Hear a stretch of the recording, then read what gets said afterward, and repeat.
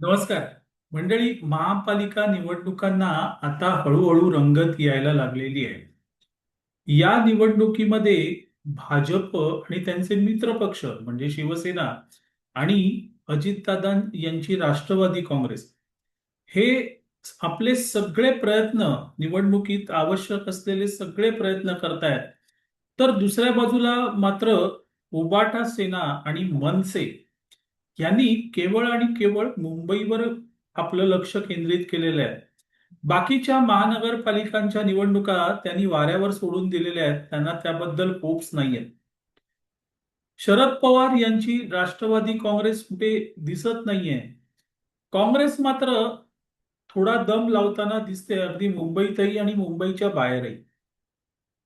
या सगळ्या परिस्थितीचा एकंदरीत अंदाज किंवा आढावा जर आपण घेतला तर एक नवीन मुद्दा पुढे आलेला दिसतोय आणि तो मुद्दा म्हणजे बिनविरोध ज्यांची निवड झालेली आहे अशा उमेदवारांचा मुद्दा. साधारण 70 ते 72 उमेदवार असे आहेत की ज्यांची बिनविरोध निवड झालेली. हे ज्यावेळेस जाहीर झालं की यांची बिनविरोध निवड झालेली आहे, त्यावेळेस अपेक्षेप्रमाणे विरोधी पक्षांनी म्हणजे उबाटा सेना, मनसे असेल, काँग्रेस असेल, यांनी थेट भाजपवर आरोप केलाय. यंत्रणांचा गैरवापर, खोके पोचले, पेट्या पोचल्या, हे मागच्या काही दिवसांपासून सातत्याने बोललं जात आहे. आणि गंमत अशी आहे मित्रांनो, की उबाटा समर्थक असतील, मनसे समर्थक असतील किंवा काँग्रेसचे कार्यकर्ते असतील, यांना कळतंय कुठेतरी असं मनात त्यांच्या आहे की या निवडणुकीत आपल्या पक्षाची काही धडगत नाहीये. पण हे प्रकरण जसं पुढे आणलं गेलंय, त्यामुळे यांचे म्हणजे उबाटा सेना, मनसे, काँग्रेस यांचे कार्यकर्ते काहीसे सुकावलेले आहेत. आपण हरणार आहोत त्याला कुठेतरी कारण मिळतंय आणि त्या पक्षांचे नेते देखील ते कारण दामटवण्यात कुठेही मागे राहिलेले नाहीयेत. ते अगदी प्राणपणाने ते कारण पुढे दामटवत आहेत. आणि इथेच खरी मजा आहे मित्रांनो. इथेच खरी मजा आहे.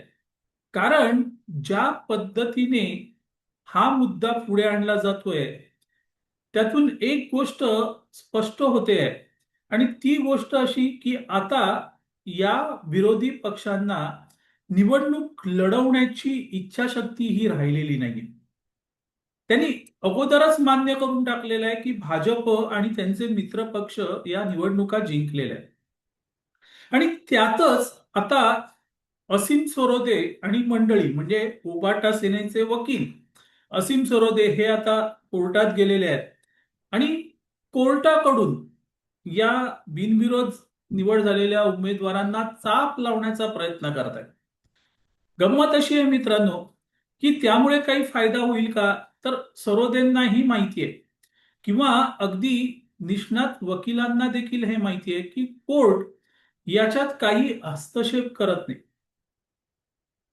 जसं कोर्ट स्वायत्त आहे तसं निवडणूक आयुक्त किंवा आयोग ही देखील स्वायत्त संस्था आहे. आणि त्यामुळे त्यात त्यांच्या नियमात हस्तक्षेप सहसा कोर्ट करत नाही.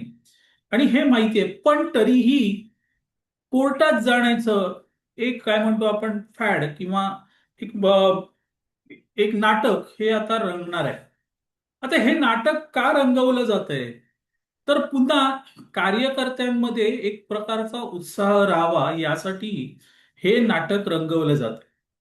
मंडळी, आमचं उदाहरण देतो तुम्हाला. ज्या वेळेस आम्ही लहान होतो त्यावेळेस फार टीव्ही नव्हते, पण कुठेतरी एक 4-5 घरात वगळली तर एका घरात टीव्ही असायचा. टेस्ट मॅच लागायची त्याच्यावरती आणि आम्ही सगळी लहान मुलं ती टेस्ट मॅच बघायला त्या घरात जायचो. दिवसभर मॅच सुरू असायची. फक्त जेवायला घरी, काही खायला घरी, पुन्हा तिथे येऊन बसायचं. आमचा त्यावेळचा हिरो म्हणजे अर्थातच सुनील गावस्कर, संदीप पाटील, त्यानंतर दिलीप वेंगसरकर, कपिल देव हे आमचे हिरो. काय व्हायचं, एकदा सुनील गावस्कर यांची विकेट पडली की मग रांगच लागायची. आणि समोर वेस्ट इंडिज, इंग्लंड किंवा ऑस्ट्रेलियाचे फास्ट बॉलर असायचे. पण आम्ही क्रिकेट बघणारे जी लहान मुलं होतो, आमच्यात एक इच्छा नेहमी धाकधुकत असायची.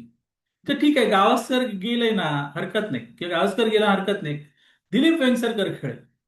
मग थोड्या वेळाने दिलीप वेंगसरकरची विकेट जायची. अरे, मग आमचं काय असायचं, अरे पाटीलने मागच्या कसोटीमध्ये 100 मारले, तो खेळणार. पाटील शून्यावर बाद व्हायचा. कपिल देव सॉलिड खेळतो. असं करत करत करत शेवटचा बॅट्समन शिवलाल यादव यायचा आणि त्याच्यावरही आमच्या इच्छा अपेक्षा असायच्या. मग जुना रेकॉर्ड काढायचो, अमक्या अमक्या मॅच मध्ये शिवलाल यादवनी 57 रन्स केले आहेत, यावेळेस शिवलाल यादव खेळणार. ती इच्छा आमच्या मनात असायची, पण कसलं शिवलाल यादवही आउट व्हायचं.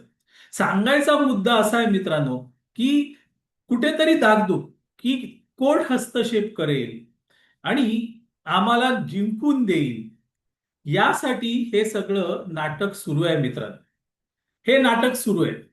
म्हणजे तुम्हाला जर आकडेवारी सांगितली मित्रांनो, तर आतापर्यंत देशामध्ये 36, माफ करा, 34 खासदार आणि 298 आमदार हे बिनविरोध निवडून आलेले आहेत.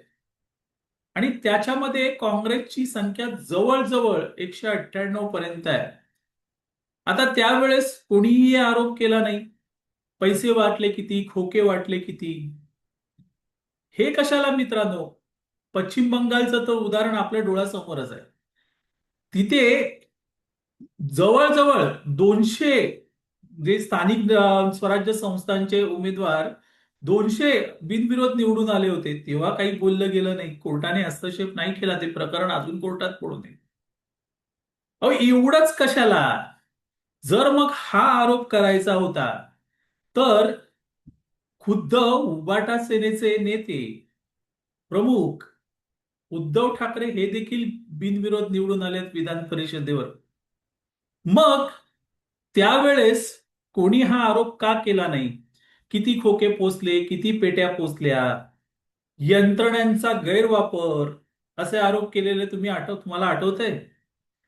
मग याची आता नगरसेवकाच्या निवडणुकीत जे बिनविरोध निवडून आले आहेत, त्यांची चौकशी करायची असेल, तर मग उद्धव ठाकरे कसे निवडून आले याची पण चौकशी व्हायला पाहिजे. इतकंच नाही मित्रांनो, तर आतापर्यंत देशात जे जे बिनविरोध निवडून आलेले आहेत, त्या सगळ्यांची चौकशी व्हायला पाहिजे. आणि हे शक्य आहे का? हे शक्य आहे का मित्रांनो? नाहीये. त्यामुळे कोणीही कोर्टात गेलं तरी यात काही तीळमात्रही फरक पडणार नाही. एक गोष्ट होऊ शकते मित्रांनो, ते प्रकरण कोर्टात पेंडिंग पडलं जाऊ शकतं आणि पुढची निवडणूक होऊ शकते. आणि जर पुढची निवडणूक झाली की संपलं, ती बॉडीच राहिली नाही, मग त्याचा अर्थ काय? शिवलाल यादवही खेळेल, ही इच्छा महत्वाची असते मित्रांनो. आणि त्या इच्छेवर संपूर्ण सामना बघितला जातो. इथेही तेच आहे. इथेही तेच आहे मित्रांनो, काहीतरी चमत्कार होईल. आपल्या नेत्याकडून काही होत नाहीये, आपल्या पक्षाकडून काही होत नाहीये, निदान कोण तरी काही करेल आणि आम्हाला जिंकून देईल. हे जे भाबडे कार्यकर्ते असतात ना, थोडक्यात भक्त सगळीकडे असतात, पण भाजपच्या कार्यकर्त्यांना किंवा समर्थकांनाच भक्त मानलं जातं. पण खरे भक्त हे तिथेही असतात, विरोधकांमध्येही आहेत. आणि ते भक्त निराश होऊ नये, नाराज होऊ नये म्हणून मध्ये मध्ये हे कोर्टाचं प्रकरण वगैरे काढलं जातं. त्याचा काहीही फायदा होत नाही, झालेला नाही आणि होणारही नाही. असो मंडळी, तुर्तास इथे थांबतो. मी आबा माळकर आपली रजा घेतो. आपल्याला हा व्हिडिओ आवडला तर लाईक करा, शेअर करा, लक्षवेधला सबस्क्राईब करा. धन्यवाद.